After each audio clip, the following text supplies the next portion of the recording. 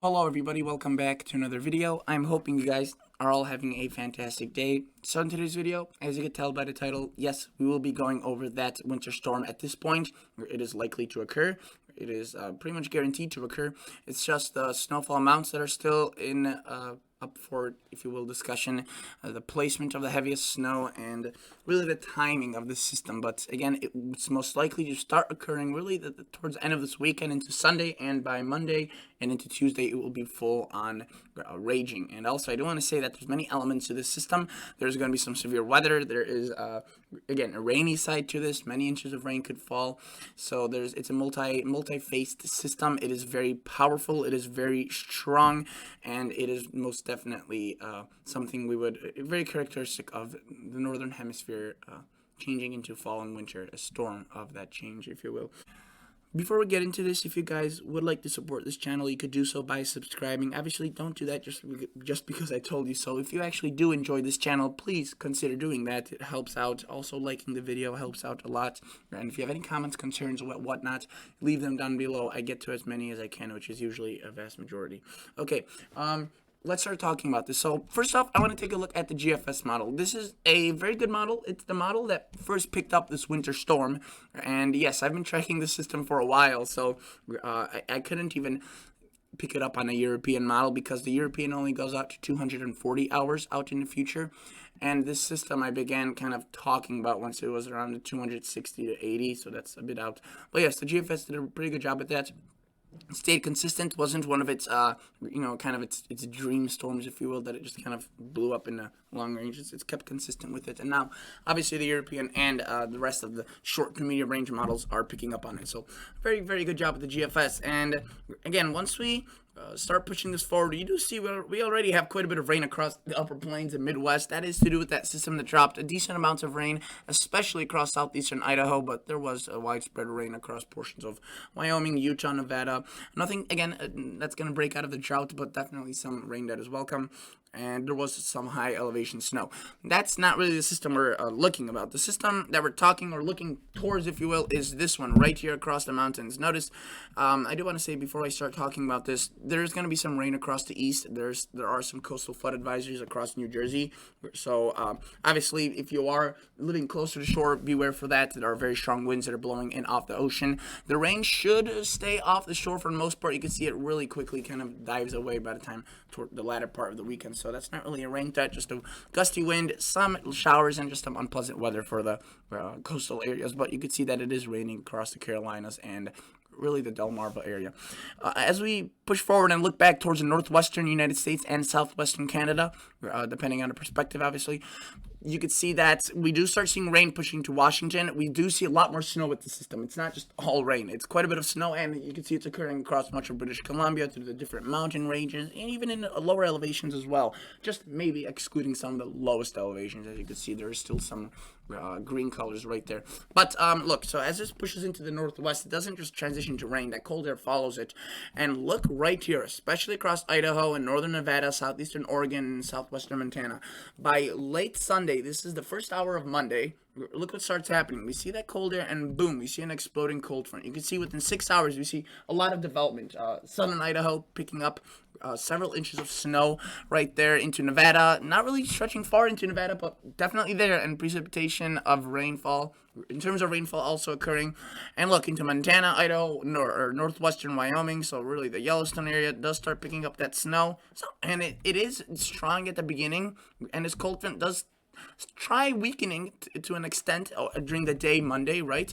But this low pressure quickly starts mustering more energy and more precipitation, if you will, moisture from the Gulf Coast and really from the Baja area, from the Pacific and the Pacific Northwest that it originally came from. And look, we start seeing the snow not really go anywhere; it starts expanding, and you can see that across southern Colorado into Utah. Definitely good amounts of snow. Maybe into Salt Lake area. Probably still rain for the Salt Lake City, but surrounding areas there are already some winter weather advisories posted, and yes, very heavy snow. This is at this point 1 p.m. Tuesday. Most of Wyoming is seeing snowfall. Not even the highest elevations, just most of Wyoming. A good chunk of Utah. The higher elevations in Colorado, the cold air there doesn't make as much of a impact, so it's just really the higher elevations, not the highest, but the higher ones favoring that snowfall. And look into southern Montana also, this is very, very heavy snow. There is strong wind at this point. This low pressure is well developing. You could see it's dragging up moisture from the plains, and this is very, very powerful moisture amounts, if you will. It's nothing really significant as of late Tuesday here shown on this map, but you'll see within just a few clicks forward, this will be exploding into a massive rain event. Obviously, the winds are strong. The snow is falling, potentially several inches of snow per hour. It is a very wet, heavy snow, so it won't be efficient, if you will, at accumulating, but obviously it will accumulate. If the snowfall ratio was even a 15-1, that would have been much more snow, right? But it's going to be probably a 8-1, a wetter snow. But yeah, you can see the snow does continue all the way into late Tuesday, into early Wednesday morning, but by the time it pushes into the plains, yeah, look at that rain.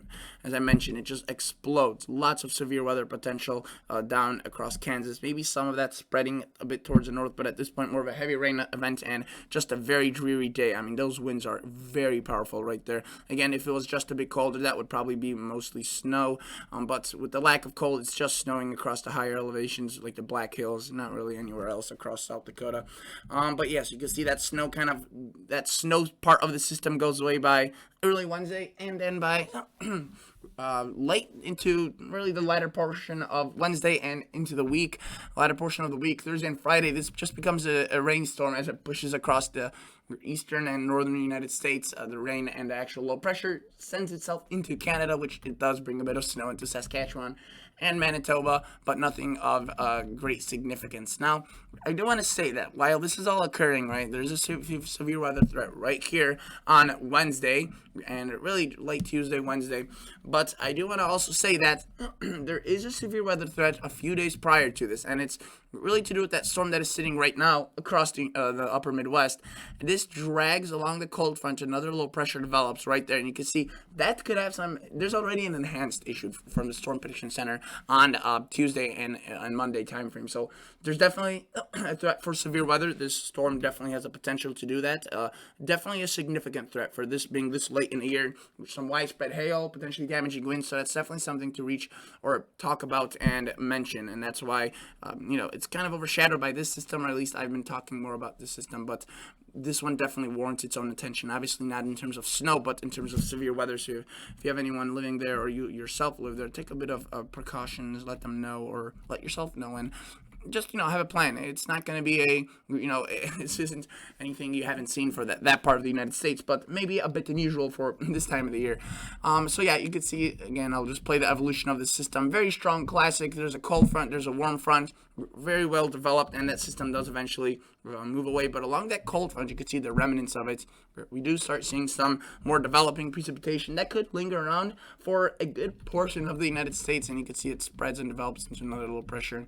Again, not a snowstorm, but more of that rain, which I guess a lot of these folks need, especially across the southern plains where it's been drying out lately. So definitely a good thing. But through all these systems, that's really still part of the main snowstorm. It's just a cold front developed another low pressure. Let me just show you all this total accumulated precipitation. So for the next 180 hours, again, not all of this will fall in an hour, right? But in the next, really, what is this, almost a week. So there will be high amounts, up to 6-7 inches across the Dakotas. We have that system right now. We will have another system, that big winter storm.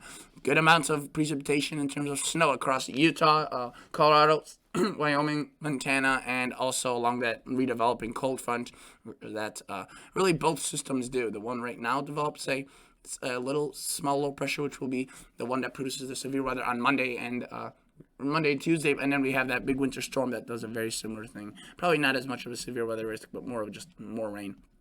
So yes, that's the rain, obviously quite a bit with these systems, but also the snow. Obviously, it's a snowstorm, it's a winter storm. There's going to be quite a bit. You could see into Colorado, we have many locations picking up over a foot, half a foot, and a few areas in Wyoming will be picking up over 2 feet. Though it looks as if widespread amounts of 6 to 12 are possible. In the lowest of the lowest elevations, barely any snow may fall. You could see right there across the southwestern corner of Wyoming, maybe, not even just seeing kind of barely anything in terms of snow. But this GFS model does bring it out into Nebraska and South Dakota, that snowfall, which is a bit interesting. Again, not all models agree on this, so even at this distance, there's some disagreement. For example, taking a look at the Canadian, which really develops the system in a very, very similar fashion, but you can see it shows a lot more for southern Montana and into northeastern Wyoming. Not the elevated areas, but more of the lower elevations, seeing over 2 feet. So definitely a significant event. Shows a bit more across eastern Nevada, shows a bit more across Utah, generous amounts across Colorado and into Idaho, and again, Wyoming sees quite a bit as well, potentially getting into the capital with several inches of snow right there, 6 to 7, according to this model. And it's so different because let me show you what this model does. So the Canadian, it's a decent model. It does a very good job, in my opinion, equally as reliable as a GFS. So there's our first system, right? There's that severe weather threat unto Monday and Tuesday, and that pushes to the north. And we do see, look, right there, Idaho, Wyoming, seeing that cold front starting to blow up late Sunday into early Monday. By Monday, it is going on. It's raging again. You can see the Canadian has quite a bit more precip for Nevada and Utah, just areas to the south, and it doesn't bring this system as far to the east. It keeps it more on the northerly track, which is why more snowfall falls. And you can see right there, Wyoming, Colorado, Montana. The system's already raging. Lots of severe weather potential. Again, this is now into Tuesday and Wednesday time frame, kind of an overnight threat. Lots of pockets of severe weather. It's a strong system, very strong winds, and a blizzard on the backside, most likely with that heavy wind. And you can see it rides up into central North Dakota. The backside stays all snow, so it doesn't bring much into Nebraska Panhandle, right, or South Dakota. Definitely a lot of rain, some snow showers on the back, but it brings a sizable amount into Montana and Wyoming. And you can see once it lifts off to the north, its cold front also does try redeveloping some showers, which it does pretty successfully, and eventually develops into a system of its own. And taking a look at obviously the precipitation amounts, very high, especially across the plains where that cold front and the severe weather threat may occur. And in terms of snowfall, again, I showed you this already, very, very gracious amounts. Looking more of like a storm that would be occurring during the winter when there's a plentiful amount of cold air, which, there is an unusual amount of cold air, but usually, obviously, especially, for this year where it's been warm pretty much everywhere, such a cold blast and such a winter storm is definitely going to catch some people off guard. And yes, a lot of these areas could benefit from snow. Maybe not this heavy, right? That's just a bit too much. And you can see 28, 32 inches. That's what the Canadian shows. And maybe a bit exaggerated, but there are quite a few models that show those amounts across various areas. I would say this is more, even 12 to 11 inches. That's a lot. And you can see that falls across, obviously, Yellowstone, Grand Tetons, but even the lower elevations and potentially, even several inches all the way into far western Nebraska, the panhandle of it. Utah, Nevada, Colorado, Idaho, southern Montana, lots of snow. The GFS, just for a quick comparison, does not bring it as far to the heavy amounts to the south and west, and also as much to the north. Keeps it more across the higher elevations. Now let's take a look at the European. This is a very, very, very good model, right? Some people call it, or say it's their favorite. I would have to say it's probably mine for accuracy as well. Look at that right there. It's already going on into today and tomorrow across southwestern Canada, but again, only goes across Idaho, if you will, as snow by late Sunday into extremely early Monday. And again, we do have that system today and that second one that could bring that severe weather, so that's definitely something to watch for as well. Look, the European brings quite a bit into Nevada, Utah, not as much as the Canadian, but I would say probably as much as the GFS does, so there's some agreement that is good. Notice Wyoming sees the brunt of this according to this European model. It does start developing into that strong storm. You start seeing precipitation right to the north. Again, strong winds. Wyoming, northern Colorado seeing quite a bit of snow with this. And yeah, right there, that's a classic winter storm, right? I mean, look at that. That's just a beautiful feature right there. That blowing cold front, the very strong winds, and probably snowfall here occurring at several inches of snow per hour, if not more. And then that does ride up to the north, but quickly turns into a rainstorm as a kind of insufficient amounts of cold air. Really, are present. So it turns mostly into rain. And look, I mean, it's raining all the way pretty much into Hudson Bay, right? A very, very warm pattern, which is why that doesn't have a lot of cold air or snowfall with it in areas away kind of from the mountains and close to the mountains. Total accumulated precipitation, yes, there will be a lot. And again, it's consistent with every single model, so prepare for a rain. The European actually probably shows the most. You could see 4, 5, 6, 7 inches across potentially in North Dakota, South Dakota. Not from one storm, but again from all the systems combined, which includes today's system that is already going on. There's that severe weather threat on really, I think, late Sunday into Monday, that first storm, and then here's more additional rain that does from that redeveloping. Again, this isn't precise. So if you live in Kansas City, you see 3 inches. You may see that. You may see higher, or you may see lower amounts. This is just an estimate of where this model thinks the heaviest will fall. It's encouraging to see that this snowfall will bring some decent precipitation totals into the mountains. That is good. Hopefully it stays as snow, because rain just washes away. Snow could actually build a snowpack, which is really what fights off the droughts later on in the year. And notice Utah, Colorado, decent amounts, right? Nothing legendary, if you will, right? 11 inches, 12, not bad, but again, the most of this will probably fall across Wyoming and southern Montana. So this model in agreement with the GFS and really the Canadian, just not bringing as much into Montana as the Canadian. But look, some amounts, yes, I do think there will be reaching over a foot and a half, maybe encroaching, 2 feet. So that's a European, and at this time we do start seeing the high-res models, which go out to 84 hours, and they usually are accurate, or should be more accurate than the short range or than the longer range. It doesn't go through the whole event of the system. You can see this is only through Wednesday, so if I show you, or this is really late Tuesday, if I were to show you the radar at this point, it's still going on, this system. And yes, as you saw, the NAM does show some pretty ridiculous amounts right there into southern Montana, Wyoming. I would say that's probably a bit over-exaggerated, to say the least. I would say maybe these 16, 17-inch amounts are more reasonable, but right there, that seems a bit hard. We could click on a Cuchero, which is probably a bit more accurate, as this estimates a more proper snowfall ratio. And you can see that it does do a good job kind of diminishing some of them into more realistic amounts. Still very heavy amounts, but I mean, right there in the highest of the elevations, it actually shows more. So we'll have to see either one I click on. It's honestly a very heavy snow scenario. And again, this isn't even through the whole event of the system. So, maybe the short range models are seeing something the long range aren't, and they're showing an even more significant system. This is the Canadian high res model. And you can see it's a lot less across the south, but it's, again, a lot more across northern Wyoming into southern Montana, and it too also does not show the full entirety system of this event. You're not even close. You could see that it's just really starting to intensify it. So you could honestly add probably another 10 to 12 inches across many of these locations from what this snowfall outlook is. So really, again, the short range are showing a very heavy event. That is good. That there's in some agreements with the long range, as they're not, at least they're showing a snowstorm, right?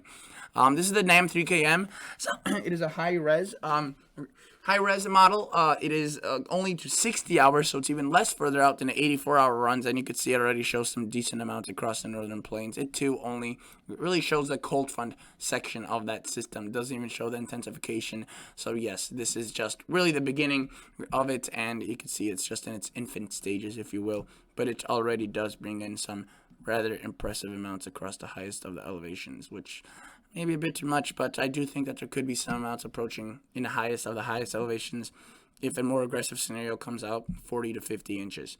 That won't be widespread, just really where a few folks live, but it's an amount. Nonetheless, that's impressive, right?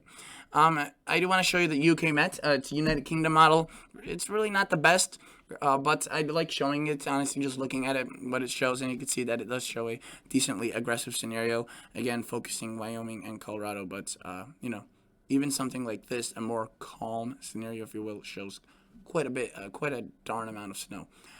So yeah, we'll have to continue watching. Again, the high-res models are coming in, so we'll just have to continue watching this and see what they show. Again, there's going to be a lot more details to be refined here. This is another model, goes out to 60 hours. Let's see what it shows.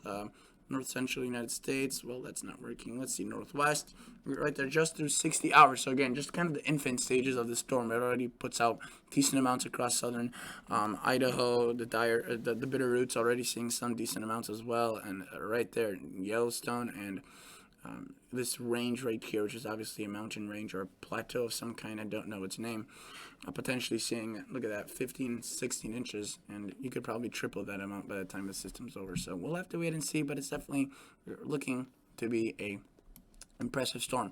All right, guys, that's basically it. That's basically all I wanted to show you. I'm not going to show you the weather models today, the ensembles, because at this point you don't really use the ensembles that much too. When it's shorter range, you start looking at these individual models that are more accurate. That's usually use those just to see whether or not a system will occur or where it will occur. At this point, yes, most of them are showing similar amounts to what the European show, or the GFS or the Canadian, gracious amounts of snow. And obviously, there are a few outliers that show 40 inches across much of the area, which is a bit obviously a bit much. But yeah, a lot of details to go over, and we'll continue watching this. It's a lot of exciting stuff, I guess, as long as there's not too much of it. But stay safe, guys, and I'll catch you all on the next episode. See ya. Bye.